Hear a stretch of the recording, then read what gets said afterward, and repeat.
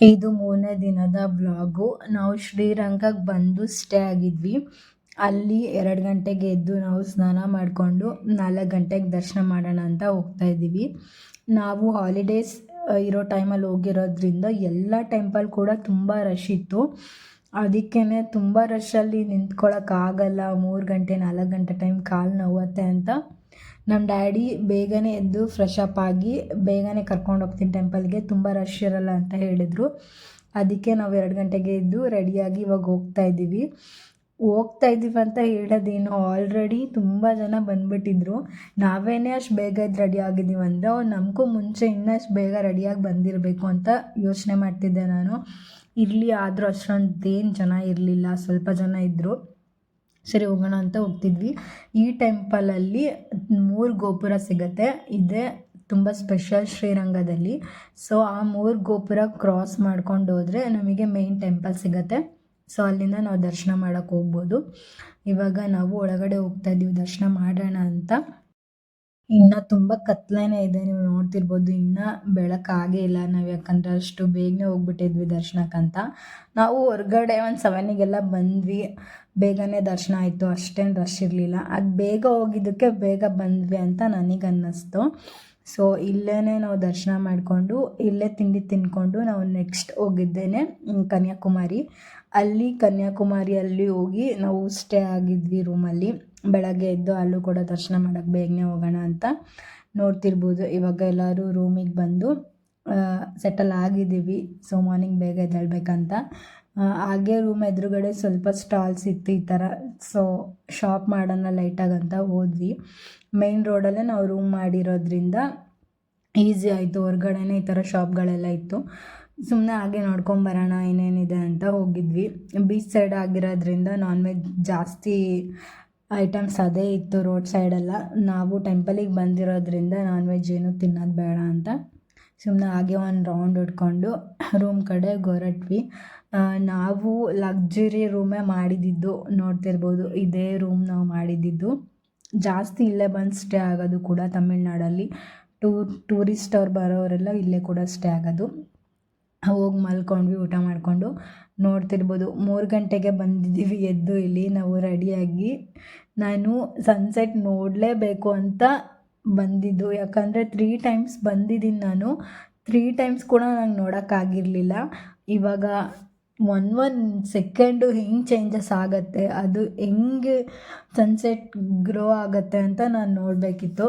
So ಅದಕ್ಕೆ ಇಲ್ಲ daddy ನಾನು ನೋಡಲೇಬೇಕು ಅಂತ ಬೇಗ ಬಂದು, ಯಾಕಂದರೆ ಜಾಗ ಇಟ್ಕೋಬೇಕು ಅಲ್ಲಿ ಮುಂದೆ. ಈ ಥರ ವೀಡಿಯೋಸ್ ಎಲ್ಲ ಮಾಡ್ಕೋಬೇಕು, ನಾವು ನೋಡಬೇಕು ಲೈವಾಗೆ, ಕರೆಕ್ಟಾಗಿ ನೋಡಬೇಕು ಅದು ಹೆಂಗೆ ಸೂರ್ಯ ಉದಯ ಆಗುತ್ತೆ ನೋಡಬೇಕು ಅಂದರೆ.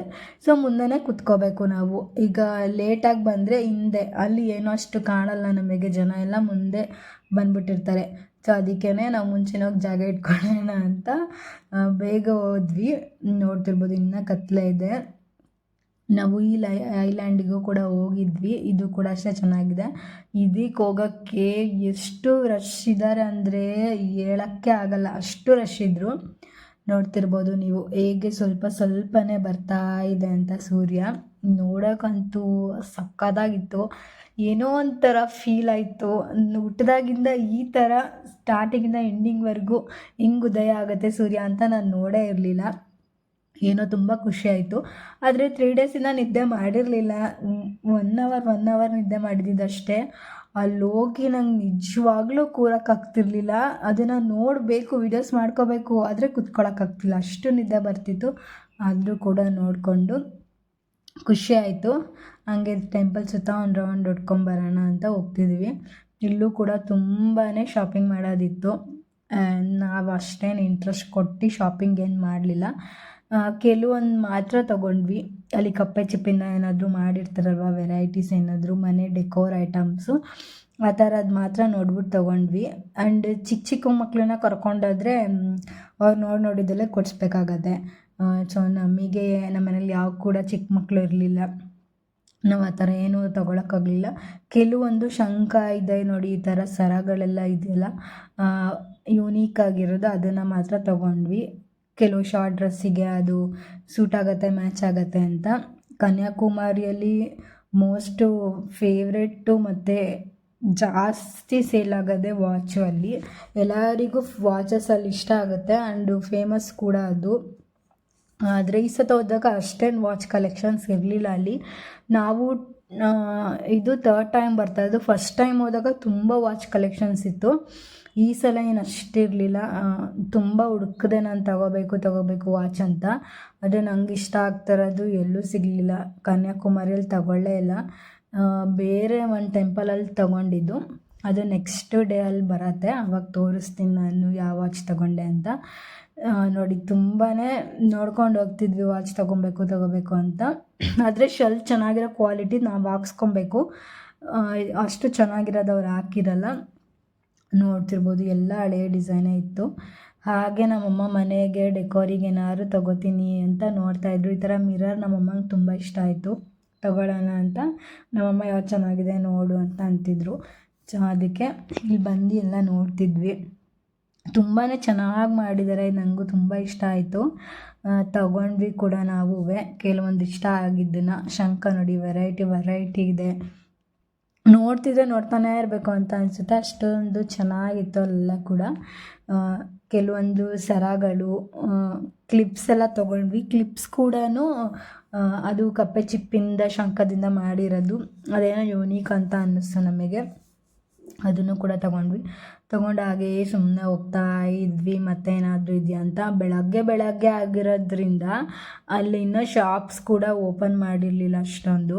ನೋಡ್ತಿರ್ಬೋದು ಎಲ್ಲ ಇನ್ನೂ ಕ್ಲೋಸ್ ಆಗಿದೆ. ಕೆಲವೊಂದು ಮಾತ್ರ ತೆಗ್ದಿದ್ರು, ಯಾಕಂದರೆ ಈ ಟೆಂಪಲಿಗೂ ಬೇಗ ಬಂದಿದ್ವಿ ನಾವು. ಹಾಗೆ ಆ ಟೆಂಪಲಿಂದ ಅಲ್ಲೇ ತಿಂಡಿ ತಿಂದ್ಕೊಂಡು ಮತ್ತೆ ಮಧ್ಯ ಯಾವುದೋ ಒಂದು ಊರಲ್ಲಿ ಸ್ಟಾಪ್ ಮಾಡಿ ಊಟ ಮಾಡಿಕೊಂಡು ನೈಟ್ ಬಂದಿದೆ. ನಾವು ತಿರುಚಂದೂರು ಅಂತ ಹೇಳ್ತಾರೆ ಇದಕ್ಕೆ. ನಾವು ಅಲ್ಲಿ ಬಂದಿದ್ದು.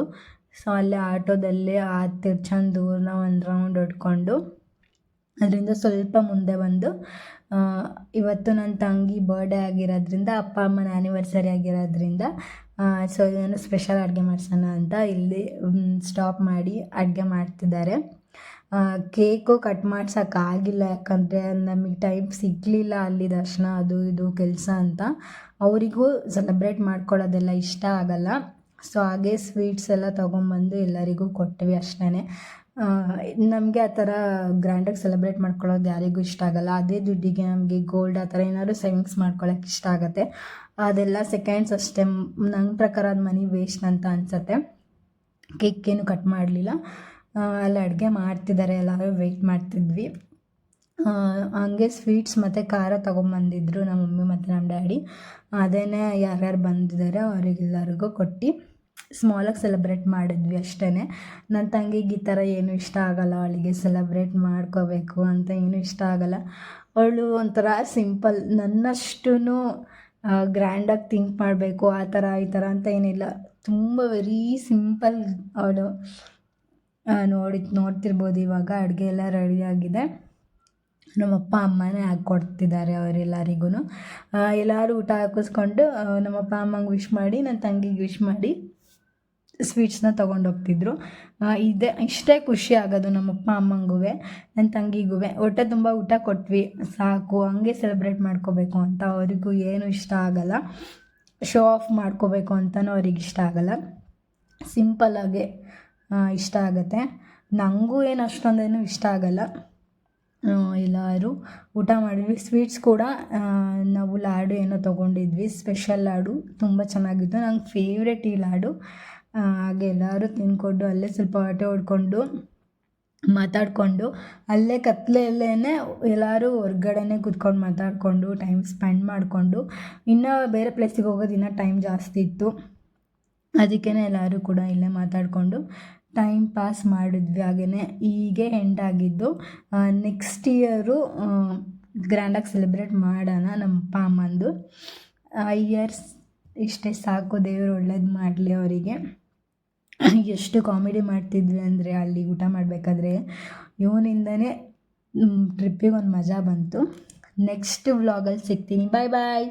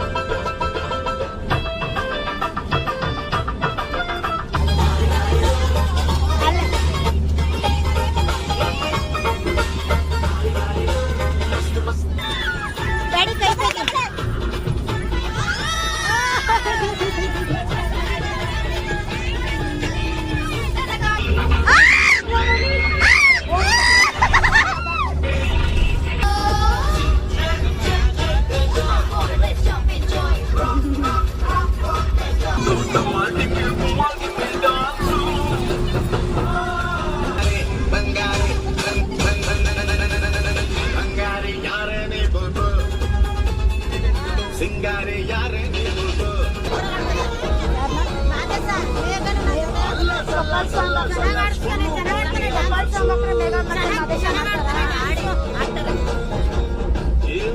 ಆ ಮೇಕನ್ನು